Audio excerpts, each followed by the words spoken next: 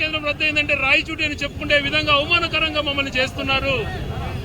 చంద్రబాబు నాయుడు గారు ముఖ్యమంత్రి కాక ఎన్నికల 2 రోజుల ముందర ఇదే ప్లేస్ లో ఇదే సర్కిల్లో నిలబడి ఇదే బంగ్లా సర్కిల్లో నేను మాట్లాడుతున్న చోటే నిలబడి తమ్ముళ్ళు నమ్మద్దండి ఎవరి మాట, నేను జిల్లా కేంద్రం కొనసాగిస్తున్నాను, మా వాడికి ఓటేయండి అని చెప్పాడు. పక్కన అభ్యర్థి 2 చేతులు ఎత్తి తప్పట్లు కొడుతున్నాడు. అందరం చూస్తున్నాం వీడియో. మరి ఈ రోజు ఏమైంది? ఒక ముఖ్యమంత్రి గారిని మాట ఎందుకు నిలబెట్టుకోలేకపోతున్నావు?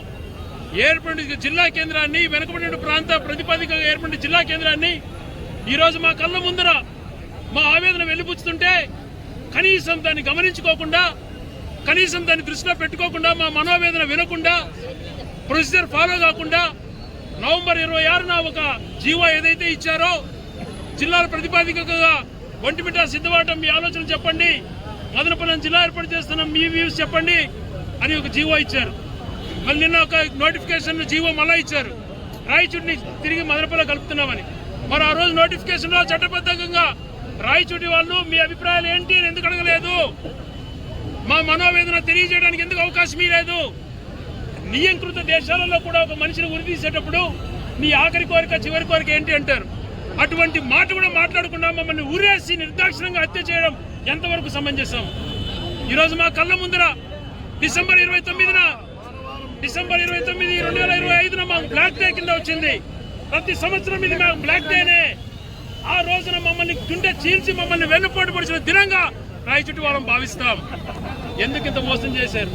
భవిష్యత్తు తరాలు ఎంత నష్టపోతాయి? ఈరోజు కలెక్టర్ కార్యాలయం, జేసీ కార్యాలయం, ఎస్పీ కార్యాలయం 65 నుంచి 70 జిల్లా కేంద్రాలు ప్రభుత్వానికి భారం పడకుండా ప్రభుత్వ ఆఫీసులను అడ్జస్ట్ చేసి సాధారణమైనటువంటి ఖర్చుతో నడుపుతున్న ఏర్పడిన 13 జిల్లాలలో నెంబర్ 1గా ఇన్ఫ్రాస్ట్రక్చర్ ఇక్కడ వచ్చింది అని కూడా అందరూ చెప్పారు. ఇటువంటి పరిస్థితులలో ఎందుకు ఇక్కడ రద్దు చేస్తున్నావు? ఏ అజెండా పెట్టుకున్నావు? మరి చాలా మంది పెద్దలు ఇక్కడ స్వయాన మంత్రిగా ఉన్నాడు, కేబినెట్ మంత్రిగా ఉన్నాడు, కేబినెట్ సమావేశంలో పాల్గొన్నాడు. కేబినెట్ సమావేశంలో తన ముందర ఇది విచ్ఛిన్నం చేస్తున్నామని చెప్తుంటే కూడా అక్కడ ఏమి మాట్లాడకుండా బయటకు వచ్చి షో చేశారు. ఇదే వ్యక్తిత్వం. ఆ రోజు జగన్మోహన్ రెడ్డి గారు తండ్రి చనిపోయి నేను బాధలో ఉన్నాను, నాకు తోడుండే వాళ్ళు ఉండండి, లేదా ప్రజల దగ్గరికి వెళ్తాను అంటే లేదు, రాయచూటి ప్రజలంతా జగన్తో ఉండు అని నన్ను కోరినారని చెప్పి నేను స్వచ్ఛందంగా రాజీనామా చేసి వచ్చాను. మరి ఈరోజు ప్రజలందరూ కోరుకుంటున్నారు జిల్లా కేంద్రం కొనసాగించాలని. నువ్వు చిత్తశుద్ధి ఉంటే, నీకు రాజకీయంగా కానీ రాయచూటి ప్రజలపైన ఏమాత్రం చిత్తశుద్ధి ఉన్నా నువ్వు మంత్రి పదవికి కాదు ఎమ్మెల్యేకి రాజీనామా చేయి, నేను మాటిస్తున్నా. ఇది యథాతథంగా జిల్లా కొనసాగిస్తే నేను రాజకీయాల నుంచి స్వచ్ఛందంగా వైదొలుగుతా. లేదు నువ్వు రాజీనామా చేసి వస్తే నేను పోటీ చేయను. ఇంతకన్నా మేము ఏం చెప్పాలి చెప్పండి? రాజకీయ అజెండా లేదు. రేపు నూతన సంవత్సర వేడుకలు కూడా ఈ బాధతత్వ హృదయంతో 5 లక్షల మంది వాళ్ళ ఆవేదన నిలుపుతున్నారు కాబట్టి వేడుకలకు దూరంగా ఉందని నిర్ణయించినాం. ఈ రోజు మా వాళ్ళంతా ఇంత పెద్ద ఎత్తున వస్తున్నాం, బంధు పాటిస్తామంటే వద్దు, రేపు జనవరి 1 వ్యాపారస్తులు దెబ్బతింటారు. అటువంటి గుణం ఉన్నటువంటి వాళ్ళు. మాకు రాజకీయ అజెండా లేదు.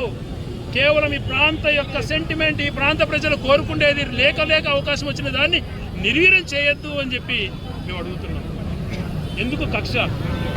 ఈరోజు ఎంత మనోవేదనకు గురవుతారో చెప్పండి. ప్రజలు ఏ రకంగా బాధపడుతున్నారు?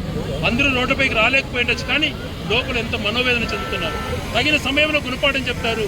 నీకు ఒక మంచి అవకాశం, నువ్వు ప్రజల కోసం రాజీనామా చేసి వస్తే ప్రజలు నిన్ను ఆదరిస్తారు, గుర్తు కూడా పెట్టుకుంటారు, ప్రభుత్వం పైన ఒత్తిడి పెరుగుతుంది. అంతేగా